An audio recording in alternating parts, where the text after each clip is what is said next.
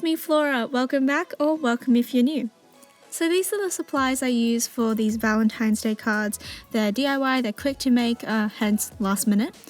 And they're just going to be rolling across the screen right now, but I did actually miss a couple things. I forgot to include the sewing kit, which I do use for 2 of the cards. But you don't have to if you don't want to, it's not necessary, but you know, none of this is really necessary. So I hope you enjoy. For this first card, I made a tiny envelope using a template I found online. I just copied it just using my eyes, I guess. I didn't print it out because it wasn't a small template. And then I just made some hearts on a piece of paper, cut them out, stuck them onto the card accordingly as if they're floating out of the envelope. You could do this however you want, and you can even draw directly onto it, but I thought that it'd be a nice touch to just have a 3D envelope and just have some more 3D elements so that it's a bit more textured.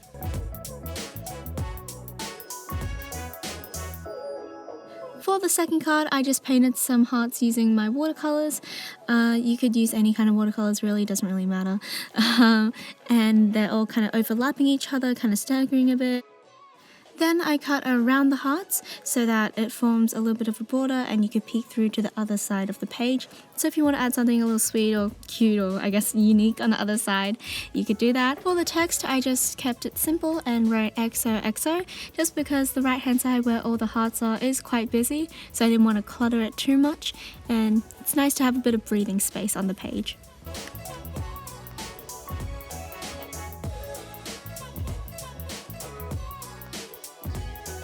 I felt as though the text wasn't prominent enough, so I just outlined it using a black pen.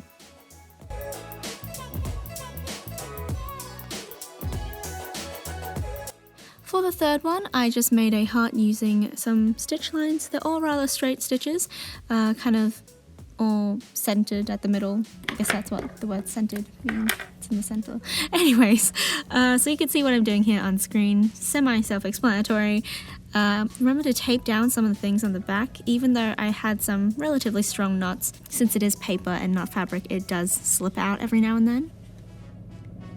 I didn't space out each stitch line as close as I wanted them to be, so there was a lot of gaps and I wasn't sure if you could actually tell it was a heart shape, so I just went in with a texter and colored that in and stuck a little piece of paper on the back to hide from all the messy stitches at the back.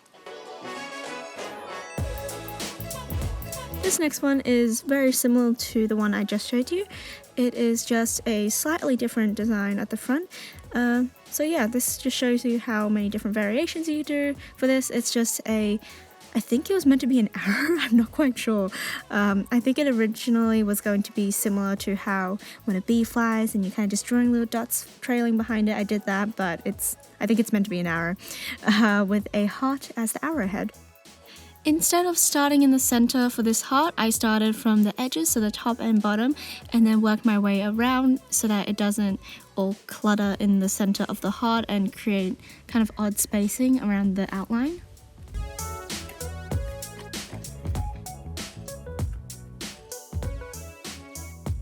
So we've ditched the needle and thread and now we are back to basics. This is just some heart-shaped balloons flying out of a box as though they're filled with helium and they're kind of escaping to find your loved ones. Yeah, I think this is really cute. I think anything that has hearts on it that's floating is kind of cute anyway.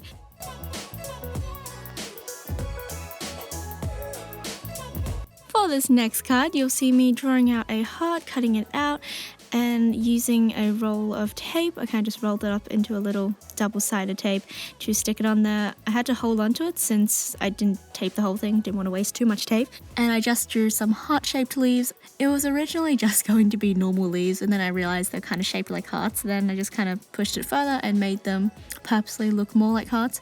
Once I peeled it off, I reused that piece of paper at the other side, just because there was a bit of bleeding, I needed to cover it up. The heart shape, once it was peeled off, wasn't quite clean as well, so I just made some more prominently coloured hearts to just emphasize that they are hearts and to cover some of the smudging which happened while I peeled it off. And since I was unoriginal, I went onto Pinterest to search up some text that would go with this heart, and then I found one that says, "You make my heart beat," with, it's kind of a cute pun with a beetroot at the bottom. And so I just thought I'd add some leaves to the top, and with the right text, it looks like a beetroot. Final one is just text. It's just some text. I went to Pinterest once again, since I'm not that creative with puns or anything. This isn't really a pun, I just thought it was cute. It says, "I'm yours, no refunds." And I just used watercolors to make the calligraphy. I recommend using a pencil to space it out beforehand because the text is meant to be no refunds, plural. I couldn't fit in the S, so I just ended on the D, which, I mean, I guess it kind of makes sense. So I did a little bouquet at the bottom, and that's it. I hope you guys have a lovely day and spend some time with your loved ones, tell them you love them. Of course, Valentine's Day isn't the only day you can do it, but it's just a nice day to really proclaim it. I hope this served as good inspo as well, and that you feel inspired to make your own cards. I think it's really cute. I also mentioned that in my holiday card video. Anyways, that is all. If you liked it, like it, and please subscribe, turn on the post notifications, and I will see you guys next time. Have a lovely day. Sending love. Bye. I just took a break to have a piece of watermelon, and Luna's just staring at me with those cute little eyes. I'm sorry, baby, you can't have any. I know you're upset. I'm sorry. Happy Valentine's Day.